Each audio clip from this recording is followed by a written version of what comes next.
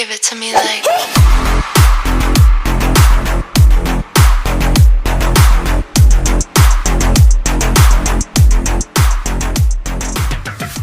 A paz esteja em cada coração. Hoje eu vou levar um estudo que fala sobre guarda o meu coração, Senhor. Em Provérbios 4:23 diz que acima de tudo, guarde seu coração, pois dele depende toda a sua vida. No nosso coração está guardado todos os nossos sentimentos que refletem na nossa mente. E a gente tem que ter cuidado com o que passa, o que entra na nossa mente, o que passa nos nossos pensamentos, quais são as nossas vontades, quais são as nossas ações diante dessas vontades, porque do nosso coração procede a vida e a morte, né? A vida e a morte da nossa alma. Se a gente tem um coração reto, um coração renovado, um coração devoto e vigilante, um coração que está disposto, né, pela palavra de Deus, pelas ações segundo a palavra de Deus, isso manifesta nas nossas ações, na nossa vida espiritual e nos leva à vida eterna. Mas ao contrário disso, se temos um coração insincero, um coração que ele não produz conhecimento de Deus, um coração que não tem graça, um coração que produz temperamentos, que a nossa obra não condiz com o que a palavra de Deus fala, isso nos leva a uma morte espiritual e nos leva a uma morte eterna. Jesus, em Mateus 15, no versículo 11, ele confronta os fariseus quando ele diz: o que entra pela boca não torna o homem puro, mas o que sai de sua boca, isto o torna impuro. Por que era essa discussão? Porque os judeus confrontaram Jesus dizendo para ele: seus discípulos não lavam a mão antes de comer. A tradição falava mais alto do que realmente o que Jesus estava fazendo. Havia uma tradição que se chamava Mishnah, que era o lavar as mãos. Havia um ritual de lavagem das mãos, que era antes, durante e após a cada refeição. Essa lavagem de mão, ela tinha um ritual que dizia que a pessoa devia lavar as mãos, derramar a água sobre as mãos com os dedos voltados para cima e deixar que a água chegasse até o punho. Em seguida ele pegava, jogava, botava os dedos para baixo, derramaria a água novamente e dessa vez deixando a água gotejar pelos dedos. Se alguém confundisse essa ordem ou derramasse a água nas duas ocasiões que as mãos voltadas para baixo ou para cima, as mãos estariam ritualmente impuras. Então, cada mão no final tinha que ser esfregada uma na outra, mas isso só poderia ser feito depois que a mão estivesse limpa. Então, negligenciar a primeira ou a terceira lavagem era considerado um sério pecado, possivelmente um pecado mortal. Então, Jesus vem e diz para as autoridades, que como que eles deixam que a tradição humana fale mais alto do que aquilo que Deus tem dado no recado para eles. Então, em Mateus 15, no versículo 5 e 9, então Jesus vem e confronta eles na sua tradição, já nem está falando mais nem da lavagem da mão. Ele diz assim: pois Deus disse: honra o teu pai e tua mãe, que amaldiçoar o pai e sua mãe terá que ser executado. Mas vocês afirmam que se alguém disser ao pai ou à mãe: qualquer ajuda que eu poderia lhe dar, já dediquei a Deus como oferta, não está mais obrigado a sustentar seu pai. Assim, por causa da sua tradição, vocês anulam a palavra de Deus. Hipócritas, bem profetizou Isaías acerca de vocês, dizendo: este povo me honra com os lábios, mas o seu coração está longe de mim.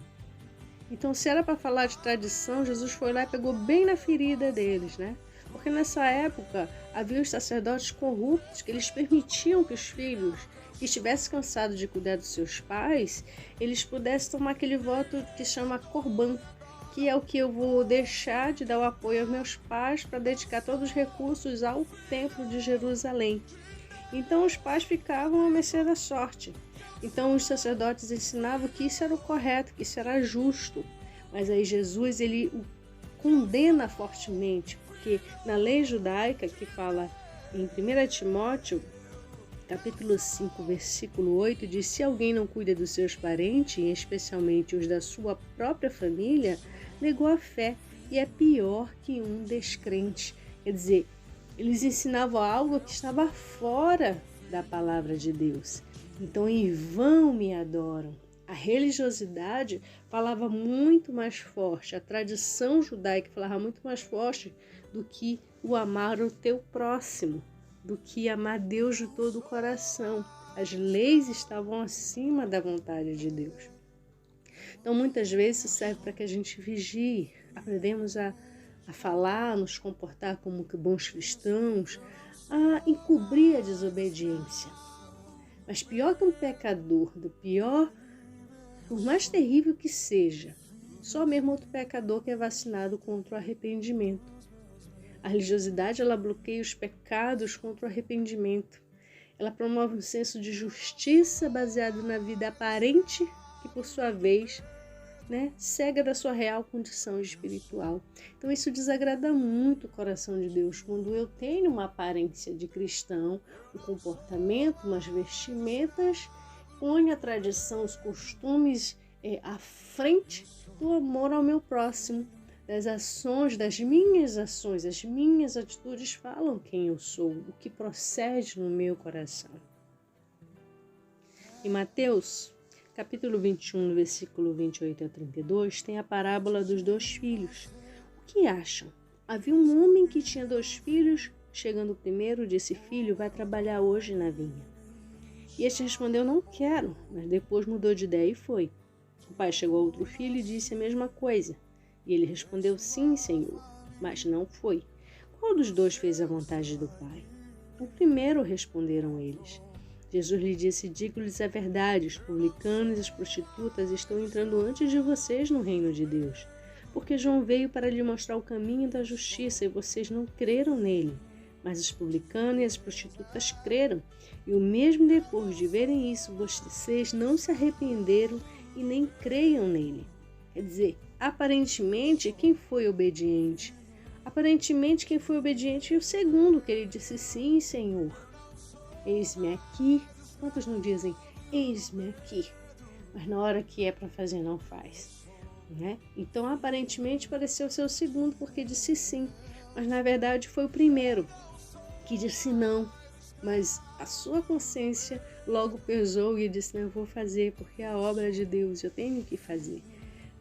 Então, tem uma aparência de obediência. Ela não está entre os pecadores arrependidos, mas está entre os religiosos. Aí eu pergunto: que tipo de coração você tem? Que tipo de coração você tem cultivado? Qual o solo do seu coração? Então hoje eu vou falar sobre a parábola da semente. A parábola do semeador. Naquele mesmo dia, Jesus saiu da casa, sentou-se à beira-mar, reuniu-se ao seu redor uma multidão tão grande que, por isso, ele entrou no barco, assentou-se e o povo reunido na praia. Jesus falou muitas coisas por parábolas, dizendo: o semeador saiu a semear, enquanto lançava a semente, parte dela caiu à beira do caminho e as aves vieram e comeram, parte dela caiu em terreno pedregoso, onde não havia muita terra, e logo brotou, porque a terra não era profunda. Mas quando saiu o sol, as plantas se queimaram e secaram, porque não tinham raízes. Outra parte caiu entre espinhos, que cresceram e sufocaram as plantas. Outra ainda caiu em uma boa terra, deu boa colheita de 100, 60 e 30 por um. O primeiro solo é aquele que representa o caminho. Que tipo de pessoa essa terra representa? Ela representa uma pessoa que tem o seu próprio caminho, que não está aberta para algo novo, que não está disposta a aprender, que elas se fecham de todo dentro do seu próprio mundo. Estão contaminados pelo orgulho, têm a mente fechada, obstinada. Essas verdades eternas são absolutas. Quando põe uma coisa na cabeça, ninguém consegue removê-la. Então essa é a semente que foi jogada à beira do caminho. Quantas pessoas nós não conhecemos com essas características? Quantas vezes não reagimos assim? Somos turrões, teimosos, não permitimos que nos questionem. O mundo tem que girar em torno do que pensamos.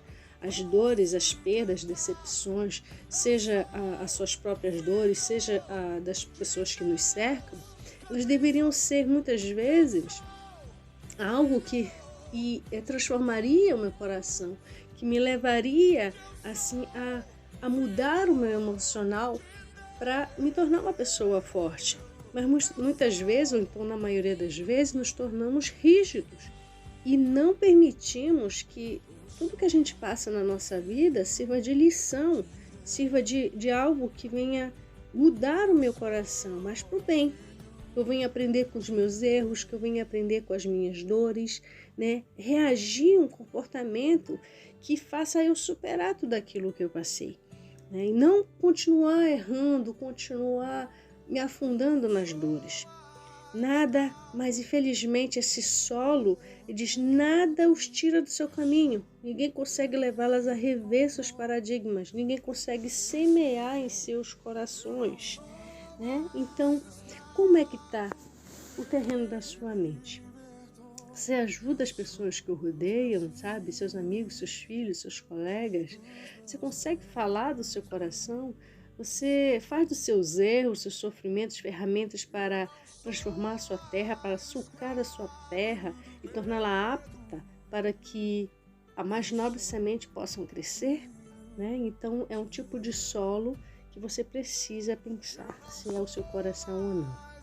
O segundo solo é o solo rochoso, né? Que ele é representado por pessoas que elas recebem rapidamente e alegremente a palavra, mas elas não têm raízes. Então, o que pensamos quando seguimos Jesus? Às vezes, quando a gente começa a seguir Jesus, o que a gente pensa é: não tem mais nada de problema, nada de fracasso, não tem mais decepção, não vai ter nenhum desconforto. Jesus nunca fez essa promessa, pelo contrário, ele nos alertou que nós teríamos aflições, que está em João 16:33. Mas ele também nos prometeu que ele ia dar força na nossa fragilidade, refrigério nos fracassos, coragem nos momentos de desespero. Será que diante de grandes problemas eu conseguiria ficar firme com Jesus? O que a gente vê às vezes, muita gente diz, poxa, depois que eu vim para Jesus, parece que os problemas aumentaram, parece que tudo dá errado. Por quê? Porque teve esse pensamento de achar que talvez alguém te conduziu com Jesus, tudo vai ser resolvido. Sim, direcionamento. Não que os problemas vão mudar, vão sumir de uma hora para outra. Vai ter direcionamento naquilo que você talvez tivesse perdido. Então, será que a nossa raiz ela é profunda ao ponto de suportar qualquer coisa? E aí, você talvez pergunte, será que vale a pena seguir Jesus? Porque eu estou passando por tanta coisa. E aí você vê muitas pessoas que não conseguem ter essa raiz profunda se desviando do caminho de Deus. Porque não espera tudo isso, não espera esses problemas e acha que se afastando de Jesus, os seus problemas vão sumir. Quer dizer, vê Jesus como um problema. Então, muitos desanimam, muitos desistem de segui-lo. Às vezes, uma pequena pedra que para alguém é fácil de ser contornada representa uma grande montanha para outro. Olhar para frente os problemas e enfrentá-los não é fácil, mas é necessário, né? Então, um dia as dificuldades elas vão aparecer e os problemas também, mesmo para alguém que sempre teve uma rotina tranquila, né? Então, ninguém está livre desses problemas. O que fazer? Você vai entrar em desespero? Não. Você tem que aproveitar as oportunidades para aprofundar as suas raízes. Jesus demonstrou que para isso é necessário remover as pedras, os cascalhos do nosso ser. Mas como? Mergulhando dentro de nós para nos conhecermos melhor.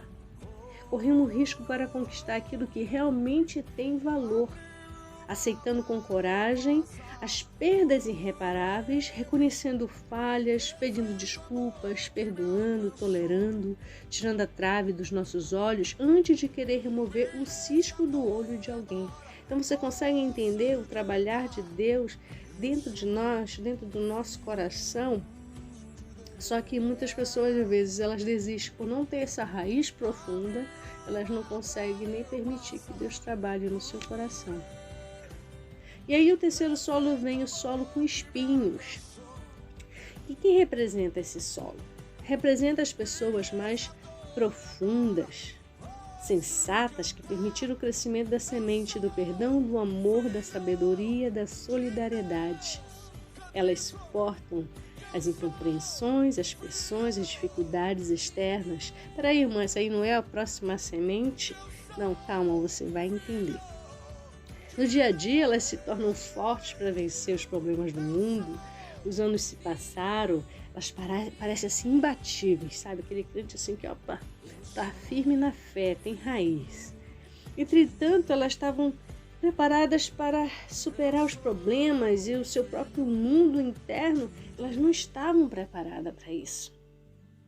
Então Jesus disse nessa parábola que os espinhos representam as nossas preocupações existenciais, os cuidados do mundo, as ambições, a fascinação pelas riquezas. Você consegue entender? Quer dizer, às vezes quem não já teve esse problema emocional existencial, né? A gente começa a entrar em parafuso, a idade está passando e minha vida financeira não está correta, então eu começo a crescer muito rapidamente financeiramente e aí eu já deixo Jesus de lado. Então nós temos muitos confrontos internos. Vou contar uma historinha aqui para vocês que diz: o solo ele era adequado, não era compactado, não havia pedras no seu interior. As sementes lançaram raízes profundas, conseguiram atingir águas submersas, suportar o calor do sol, as tempestades. Elas começaram a crescer com vigor e entusiasmo. Junto com as pequenas plantas geradas pelas belas sementes, cresceram também sutilmente os espinhos. No início, os espinhos pareciam frágeis e inocentes. Havia espaço para que todas as plantas convivessem juntas. Mas, com o passar do tempo, as plantas e os espinhos cresceram e o espaço começou a ficar pequeno. Iniciou-se uma competição. Os espinhos começaram a competir com as plantas pelos nutrientes, água, luz do sol. Desenvolveram rapidamente e começaram a sufocar as plantas, controlando o seu desejo de viver. Assim, apesar de terem raízes profundas, as plantas não frutificaram, não sobreviveram. Então, quem não tem preocupações?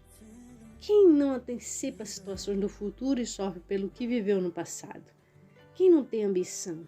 Quem não é seduzido pelas riquezas? Há inúmeras riquezas que fascinam o ser humano. Possuir dinheiro, ser admirado, ser reconhecido, ser maior que os outros, sucesso profissional, intelectual, financeiro e até mesmo espiritual. Se não forem bem administrados, paralisam a inteligência, obstrui a criatividade, destrói a simplicidade. Algumas preocupações elas são legítimas, como educar os filhos, ter segurança, uma boa aposentadoria, um bom plano de saúde. O problema ocorre quando essas preocupações nos controlam, roubam nossa tranquilidade, a capacidade de decidir. Muitos são maravilhosos para os outros, mas tornam escravo dos seus pensamentos. Não sabem cuidar da sua qualidade de vida. Em Provérbios 21:2 diz que todos os caminhos do homem lhe parecem justos, mas o Senhor, Ele pesa o coração. Quem não tem esse cuidado vai se entristecendo e adoecendo lentamente ao longo da vida. A vida se torna amarga, que a pessoa ela não entende porque ela é infeliz, impaciente, tensa ou porque possui doenças psicossomáticas como enxaqueca, gastrite, irritação na pele. Por quê? Porque não cuidou das ervas daninhas, Então são pequenos cuidados no nosso coração que nos previne dessa queda, que nos previne, sabe? A gente precisa saber dosar, saber ter um equilíbrio, na nossa vida com Deus e nossa vida pessoal. Então, que tipo de solo você é? Você tem cuidado das principais plantas da sua vida? Você tem plantado flores nos solos do seu coração ou tem empilhado lixo e preocupações? E por fim vem a boa terra. A boa terra, ela representa o próprio Jesus, Ele diz Ele disse que são os que compreenderam a sua palavra. O próprio Jesus fala isso. Refletiram sobre ela, permitiram que ela habitasse no seu ser. Então, desde o início, ele vai trabalhando no nosso coração. Ele encontra um solo rochoso, né? Ele encontra um solo rochoso logo de início, ele nos acha pelo caminho. E muitas vezes a gente está com o nosso coração tão endurecido, tão cheio de espinhos, né? Então, finalmente, quando a gente permite, ele encontra a boa terra. Quando a palavra de Deus ela consegue penetrar e a gente consegue permitir que Deus trabalhe no nosso coração, que mude nossos pensamentos, então nós podemos dizer que nós vamos ter uma boa terra, uma raiz mais firmada. Sabe, os jovens discípulos começaram a sua jornada com Jesus com o solo à beira do caminho. Todos passaram por esse estágio, porque eram impulsivos, ansiosos, agressivos. No solo rochoso, eles perceberam que Jesus não eliminava todos os obstáculos. Talvez tenham ficado assustados, confusos, mas entenderam que não estavam livres de decepções. Os jovens galileus passaram por muitos testes e cada teste lançavam raízes profundas. Né? Cada vez que a gente passa por algo, a gente vai e a gente supera com a força do nosso Senhor, a gente consegue ter raízes mais profundas. Sabe, os problemas e sofrimentos eram ferramentas que o faziam garimpar ouro dentro de si mesmo. Quer dizer, é assim que deveria ser, né? Cada problema que a gente vence, cada decepção, cada traição, ele serve para que a gente se fortaleça, que a gente saiba lidar com aquilo e ajudar alguém que esteja passando pela mesma situação. Então você vai garimpando um ouro dentro de si mesmo. O solo com espinhos, eles suportaram incompreensões, as pressões, as dificuldades, né? Eles viram Jesus sofrer oposição e perseguição, mas eles não desanimaram. Eles ficaram amedrontados quando ele, por diversas vezes, quase foi apedrejado, mas não o abandonaram. Nenhuma crítica, rejeição, doença, decepção ou frustração parecia roubar o desejo de segui-lo, né? Então, esses jovens, eles entenderam nesses processos o que era amar Jesus, o preço que eles precisavam pagar, as renúncias que eles precisavam fazer, né? Que amá-lo exigia um preço. E eles aprenderam a reconhecer suas próprias misérias, a enfrentar o egoísmo, o individualismo, o orgulho. Aprenderam a amar incondicionalmente, dar a outra face e não desistir de ninguém, por mais que falhassem. Né? Então Jesus ele vem com esse ensinamento lindo dessa parábola do semeador, ensinando que nós somos falhos, que no início nós temos um coração bem raso, mas aí a fé ela vai sendo semeada, ela vai crescendo, né? Ela vem como um grãozinho de mostarda, mas ela vai crescendo e a gente vai permitindo que Deus trabalhe no nosso coração, a gente vai permitindo que Deus nos ajude a lidar com os nossos fantasmas, a saber lidar com os nossos problemas, a saber amar o nosso próximo acima de nós mesmos. Então, Deus trabalha em conjunto, trabalha na nossa vida interna para que a gente possa ajudar outras pessoas. Ele nos ensina, por isso que ele fala, que ele nos ensina que a gente tire a primeira trave dos nossos olhos. Por quê? Porque precisa trabalhar no nosso coração primeiro, na nossa vida, na nossa personalidade, para depois tirar o cisco do olho do nosso irmão. Porque o cisco, quando a gente vai tirar um cisco, a gente vai lá e mete o dedão no olho de alguém, né? A gente vai com toda uma delicadeza, com todo o cuidado para não ferir. Quer dizer, para eu ir com todo esse cuidado para ajudar alguém é porque eu já fui curado. Amém?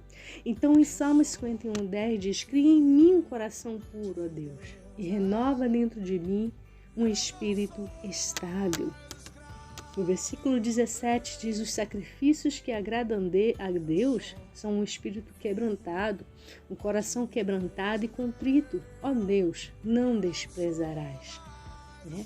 Então a obra de Deus, ela começa no nosso coração. Mas nós precisamos ser vigilantes contra o pecado e Satanás, que sempre irão disputá-lo. Se amarmos a Deus de todo o coração e buscá-lo com toda a nossa intensidade, iremos agradá-lo. Deus sempre olha o coração e não a aparência.